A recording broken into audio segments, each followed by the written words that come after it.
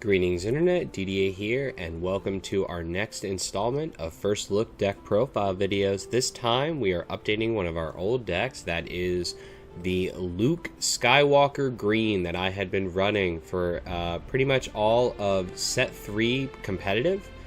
So previously I've tried ECL, I've tried Data Vault, I have tried 30 HP, but now we are building the Force Green Jedi that is the OG Jedi, the Luke Skywalker. Luke Skywalker actually got several cards in the new set that boost his power, namely all the awesome Sentinels.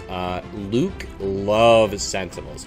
If there's anything that's bigger, like more value than giving yourself a shield and making a value trade, it is giving a Sentinel, one of your Sentinels, a shield and forcing that value trade.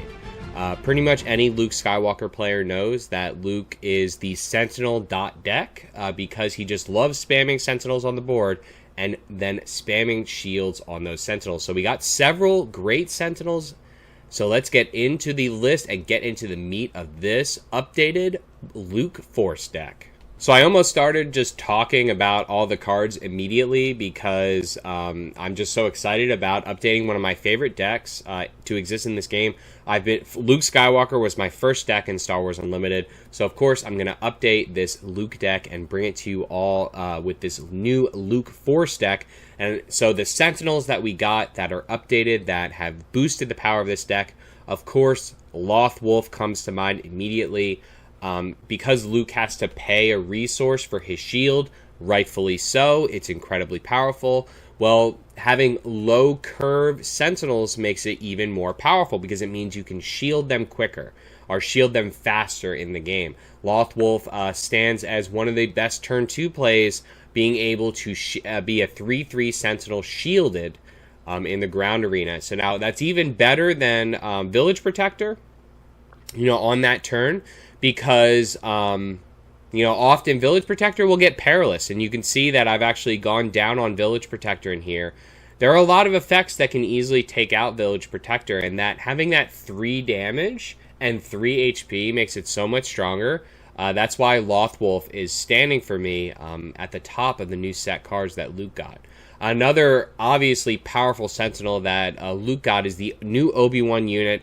Of course, this unit kind of stands 2 roles for you. It is serving as both a Sentinel for you, but also serves as kind of a beater for you. The 3/5 stat line is very strong, 3 damage, and a Force user, so you're going to want him to stick around and have you generate Force for you. So then, of course, the third and final Sentinel that we got in the new set is Chirrut, and if you're going to build a Force blue deck and not include 3 of this guy, you have to be asking yourself why. Because he is just incredibly powerful. And if there ever was a reason for me not to play him in a deck, it would be that I couldn't shield him with my Luke ability. You can shield him with the Luke leader attack, but you can't shield him with the Luke ability. But he is so strong. If you just see his power as a pseudo shield, because often, they'll do low damaging effects to pop your shield.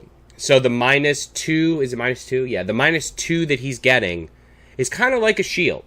That's how I justified it to myself. So yeah, you're not shielding him with Luke power, but he's strong enough he doesn't need the Luke power. And then of course, being that we are a Luke Force deck, we run the double down, we run double duty here on Dispatcher and Jedi Consular. So now, of course, Dispatcher is usually going to be your better play, honestly, as long as you can stick him. As long as you can, you're not playing against Red Hero and they drop Sabine on you or something like that. Yeah, as long as you can stick them for a turn or 2, I think a Dispatcher is usually better. Because it's going to take you until turn 3 to activate Consular. But Consular is still strong in here because if you do activate that turn 3, you can either drop an Obi-Wan, you could drop a Daughter with a shield. You can do a lot of things with Consular if you get him to pop off in the mid game.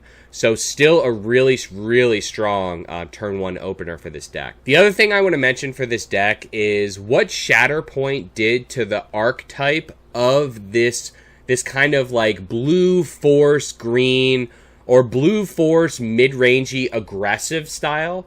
Because you can build the blue yellow Force decks more control-y.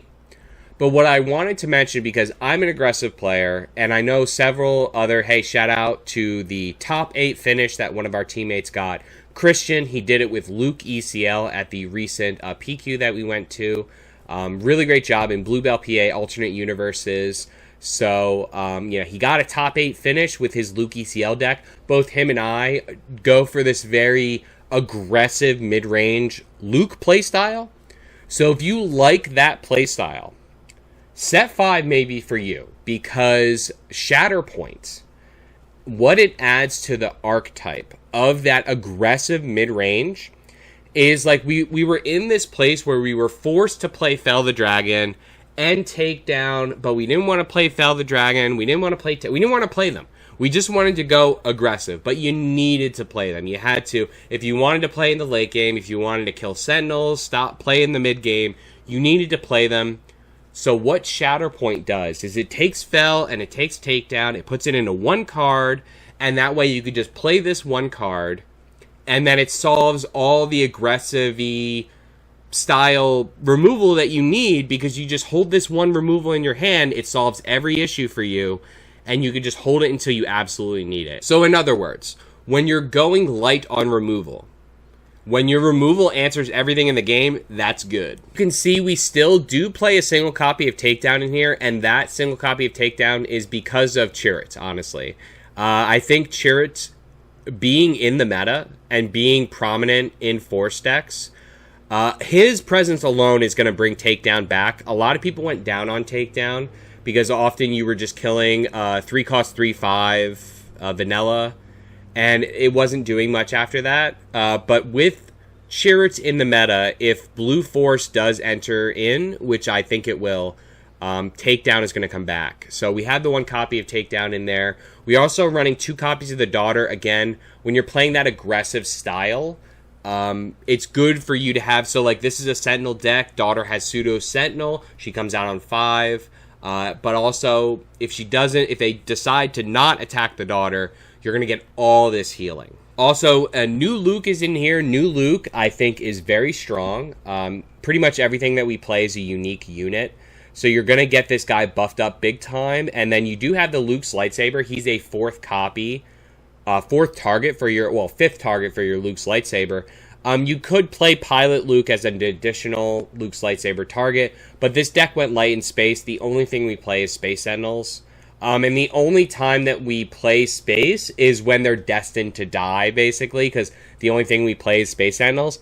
So I didn't really want to invest in attacking in the space because the deck's not set up that way. That's why you don't see Luke Pilot in here. Luke Pilot is not great with Luke Saber anyway. I think the new Luke, the unique Luke, he's going to get tall. He's going to get tall on his own, right?